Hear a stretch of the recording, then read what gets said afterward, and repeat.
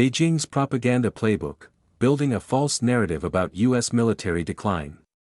Commentary. Chinese state media and the South China Morning Post have used isolated maintenance incidents, readiness reports, and selective data to build a misleading narrative that the United States cannot sustain a prolonged war with China. On June 13, the South China Morning Post, a Hong Kong-based pro-Beijing newspaper, published, "Can America sustain a war with China?" New reports raise questions. Drawing on a U.S. Government Accountability Office report on U.S. tanker readiness and a RAND assessment of Chinese satellite capabilities, the article argued that the United States could not sustain a prolonged conflict against China. The piece was the culmination of a months-long Chinese Communist Party state media campaign advancing the same narrative. Global Times began on February 25 and continued on March 18, using a plumbing malfunction and a laundry fire aboard the USS Gerald R. Ford as evidence of systemic American military decline. China Daily Brief reinforced the argument on June 6, explicitly describing it as a consequence of U.S. industrial hollowing.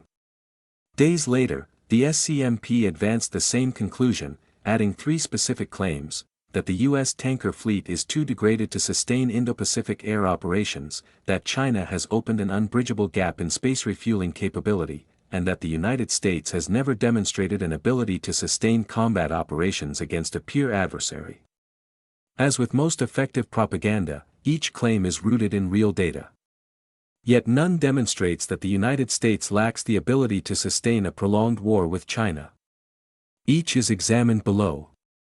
The first claim originated with Chinese military expert Wang Yunfei, who told Global Times on February 25 that a plumbing malfunction aboard the USS Gerald R. Ford, blocked toilets during its deployment toward Iran, demonstrated that extended deployments beyond scheduled limits, combined with crew members' failure to use the toilet system in accordance with operating procedures, have seriously undermined combat effectiveness. On March 18, after a laundry fire burned for 30 hours aboard the same vessel, Global Times again cited Wang, who claimed the incident exposed the U.S. warship's weaknesses in damage control, safety management, and the strain of prolonged high-intensity deployment.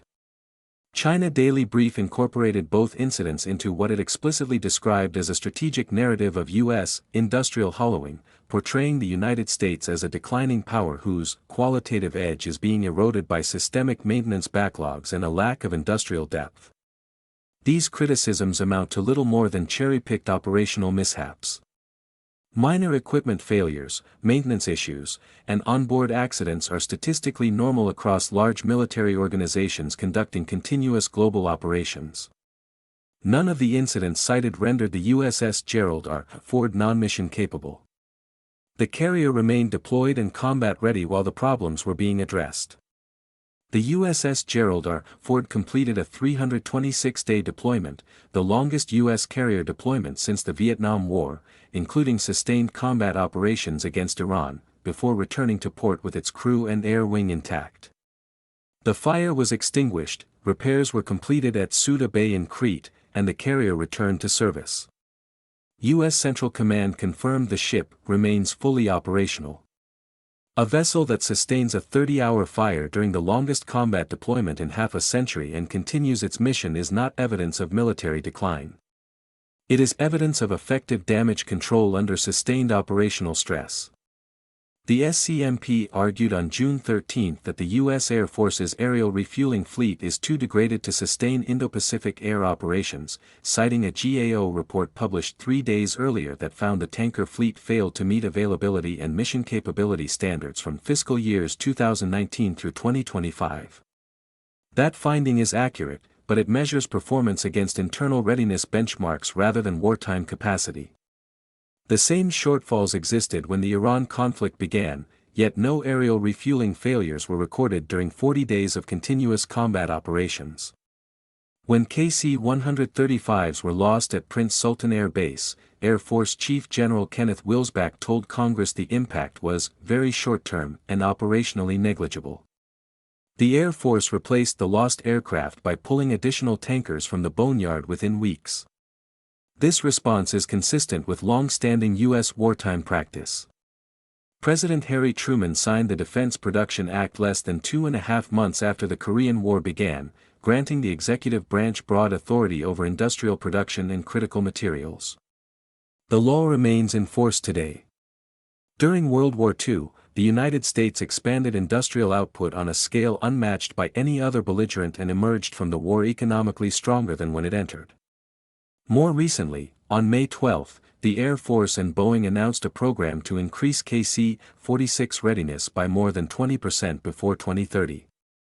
The SCMP cited a RAND report claiming China had likely completed autonomous in-space refueling of the Shenzhen-21 satellite in June 2025, implying a space logistics advantage the United States cannot match.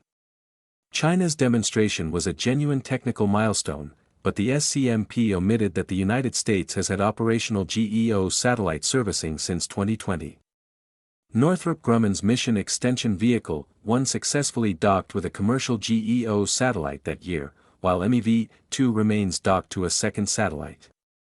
In January 2025, the Space Force awarded Northrop Grumman the Elixir contract to demonstrate military satellite refueling.